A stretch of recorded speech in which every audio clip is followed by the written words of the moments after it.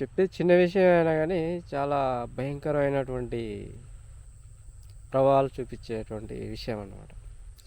అది ఎలాంటివి అంటే, ఒక కుటుంబం ఉంది.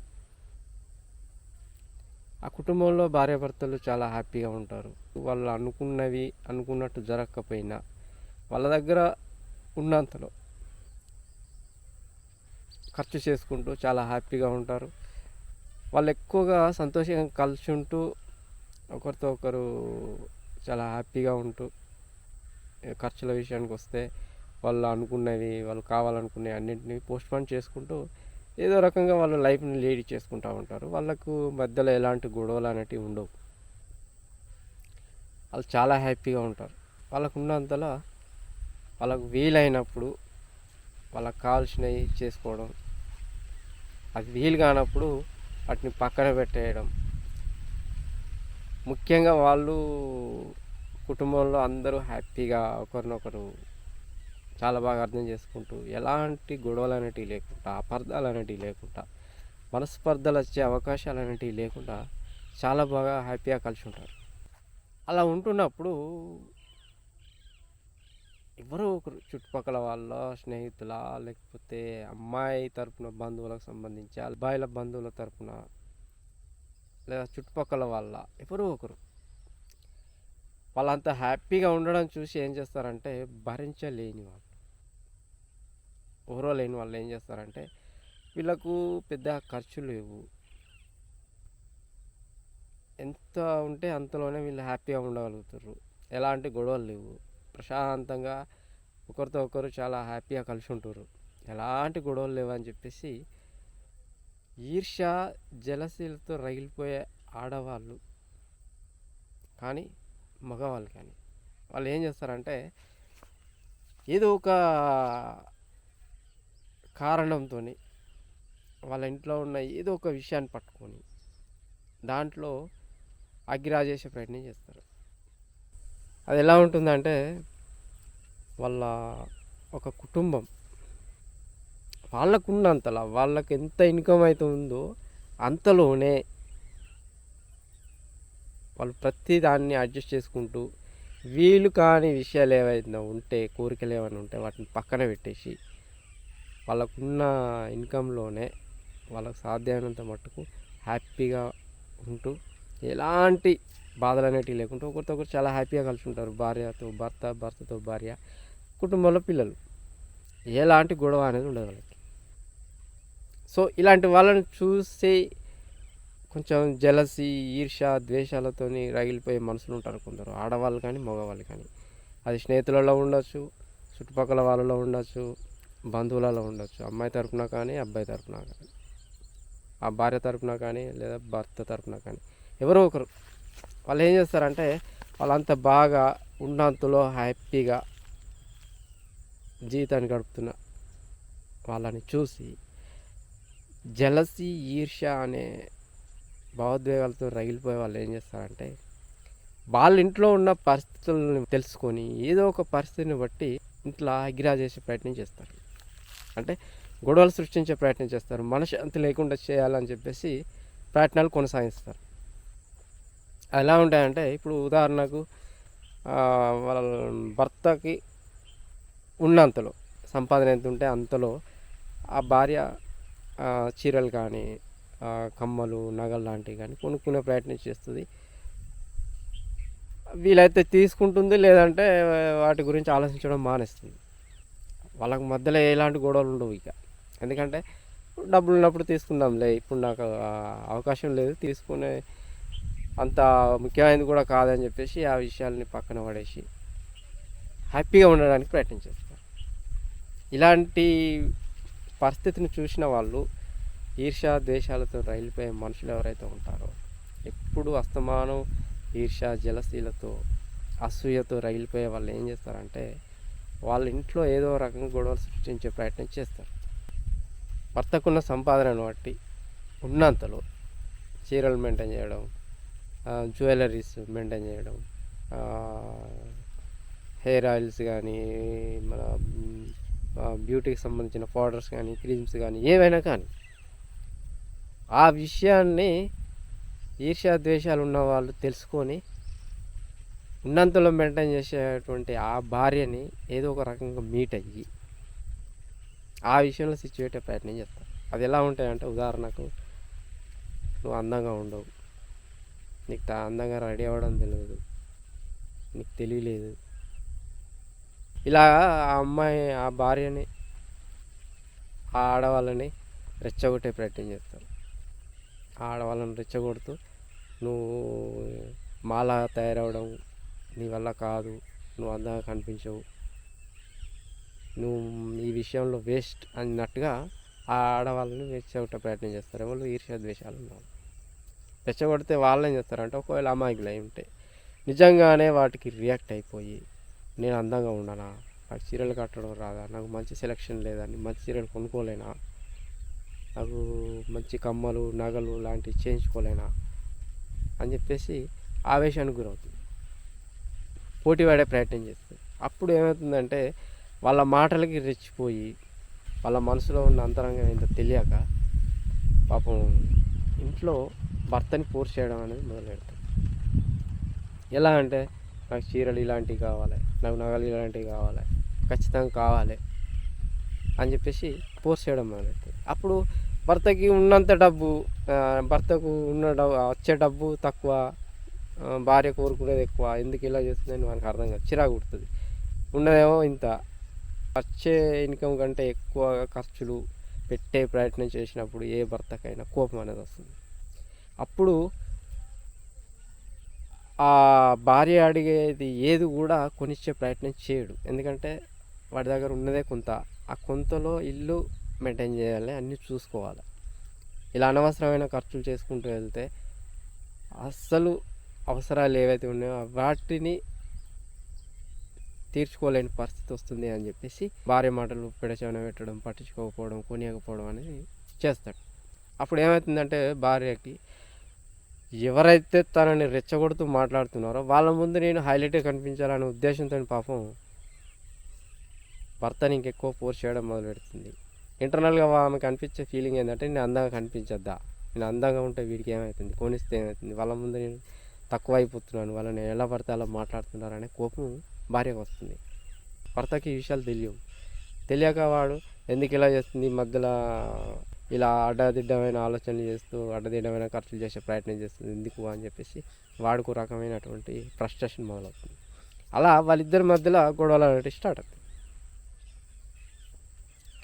ఎవరైతే రెచ్చగొడుతున్నారో వాళ్ళ అంతరంగం తెలియక, నేను వాళ్ళ ముందు గ్రేట్గా కనిపించాలి, నేను అందంగా కనిపించాలి, నాకు ఇలాంటివన్నీ కొనుక్కొని వాళ్ళందరి ముందు నేను గ్రేట్గా గొప్పగా కనిపించాలని భార్య అనుకుంటుంది. వచ్చేదే కొంత, వచ్చే కొంతలో ఇలాంటి అనవసరమైన ఖర్చులు చేసుకుంటూ పోతే ముఖ్యమైన అవసరాలు తీరకుండా ఎన్నో రకాల ఇబ్బందులు పడాల్సి వస్తే ఎందుకు ఈ అనవసరమైన ఖర్చులు అని చెప్పేసి భర్త, ఈ ఇద్దరి మధ్యలో ఈ రకం గొడవలు స్టార్ట్ అవుతాయి. అలా ఈర్ష్యా ద్వేషాలు ఉండి వీళ్ళ మధ్య గొడవలు సృష్టించాలని ఎవరైతే ప్రయత్నించారో వాళ్ళు హ్యాపీగా సాటిస్ఫై అవుతారు. ఎందుకంటే వాళ్ళిద్దరూ గొడవలు పడుతున్నారు, అక్కడ వాళ్ళ పాయింట్ ఆఫ్ వ్యూ సక్సెస్ అయింది, అంటే వాళ్ళ ప్లాన్ ఇక్కడ సక్సెస్ అవుతుంది కాబట్టి వాళ్ళు ఇంకా రెట్టింపు సంతోషాన్ని పొందే అవకాశం ఉంటుంది. సో ఈ రకంగా హ్యాపీగా ఉండే భార్యాభర్తల మధ్య చిచ్చు పెట్టే ప్రయత్నాలు చేస్తారు. ఎవరు అంటే, కొంతమంది ఈర్ష్య ద్వేషాలతో రగిలిపోయే ఆడవాళ్ళు ఎవరైతే ఉంటారో వాళ్ళు, ఒక ఆడవాళ్ళనే కాదు మగవాళ్ళలో కూడా ఇలాంటి వాళ్ళు ఉంటారు. మగవాళ్ళను కూడా రెచ్చగొడుతూ ఇబ్బంది పెట్టే వాళ్ళు కూడా ఉంటారు.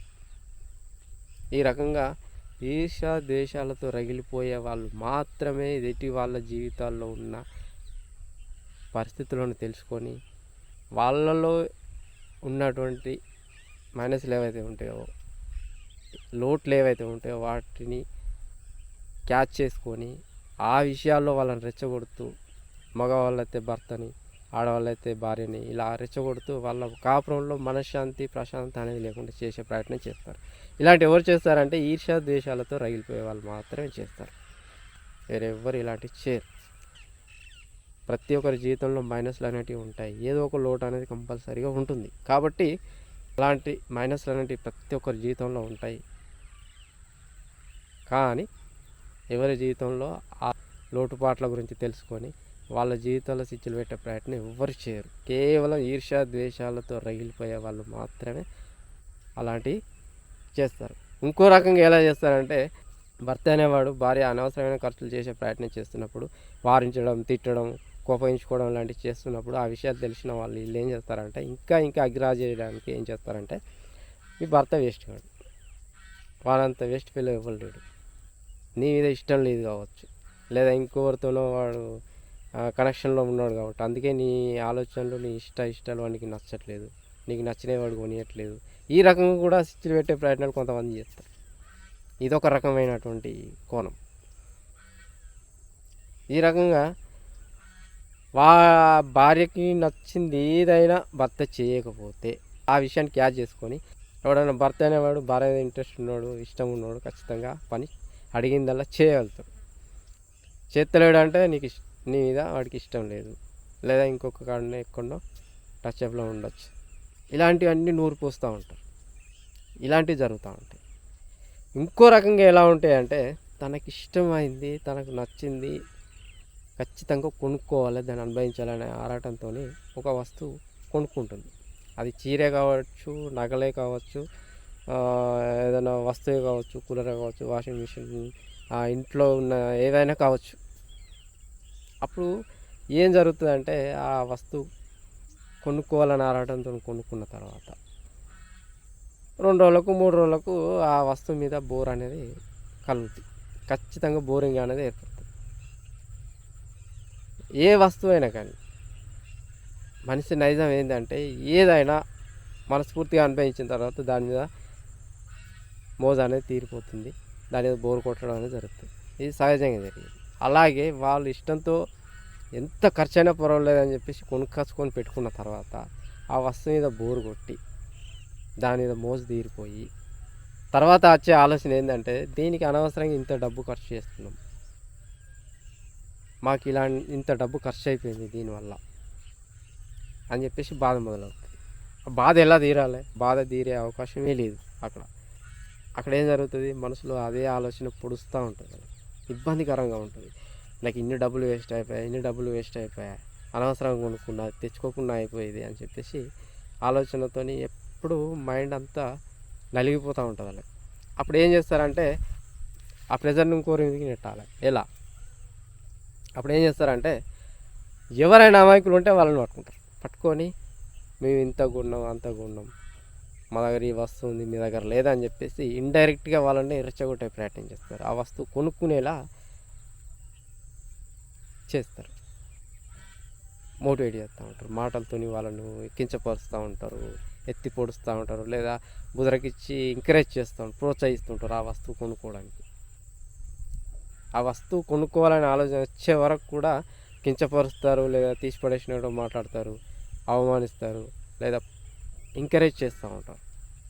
చేసి ఏం చేస్తారంటే, వాళ్ళు ఒకవేళ అవమానానికి గురైతే నేను వీళ్ళకంటే తక్కువ అనే ఉద్దేశంతో ఇంట్లో ఏ రకంగానైనా ఎలాంటి పరిస్థితుల్లోనైనా ఖచ్చితంగా ఆ వస్తువు తెచ్చుకోవాలి, అది నేను కొనుక్కోవాలి, వాళ్ళకంటే నేనేం తక్కువ అనే ఆలోచనతో ఇంట్లో ఏదో రకమైన పరిస్థితుల్లో కూడా గొడవలు పెట్టుకోనో, లేకపోతే ఇంకో రకంగానో, లేకపోతే ఇంట్లో భర్తను ఒప్పించో ఏదో రకంగా ఆ వస్తువు కొనుక్కునే ప్రయత్నం చేస్తారు, కొనుక్కున్న తర్వాత అప్పుడు వీళ్ళు సాటిస్ఫై అవుతారు. ఎందుకంటే నాలాగే వాళ్ళ డబ్బులు కూడా వేస్ట్ అయిపోయినాయి, మా ఒక్కళ్ళ డబ్బులే కాదు వాళ్ళ డబ్బులు కూడా మాలాగే పాడైపోయినాయి. ఎందుకంటే వాళ్ళకు తెలుసు, అది 4-5 రోజులు అనుభవించిన తర్వాత దాని మీద బోర్ వస్తుంది, మోజు తీరిపోతుంది, అప్పుడు వాళ్ళకి డబ్బులు ఖర్చు అయిపోయినాయి అనవసరంగానే బాధ వాళ్ళకు కూడా మొదలవుతుందని వీళ్ళకి తెలుసు. అప్పుడు వీళ్ళు సాటిస్ఫై అవుతారు, మాలాంటి బాధ వాళ్ళు పడుతున్నారని చెప్పేసి అప్పుడు సాటిస్ఫై అవుతారు అనమాట. ఆ రకంగా వీళ్ళు సాటిస్ఫై అవ్వడం జరుగుతుంది.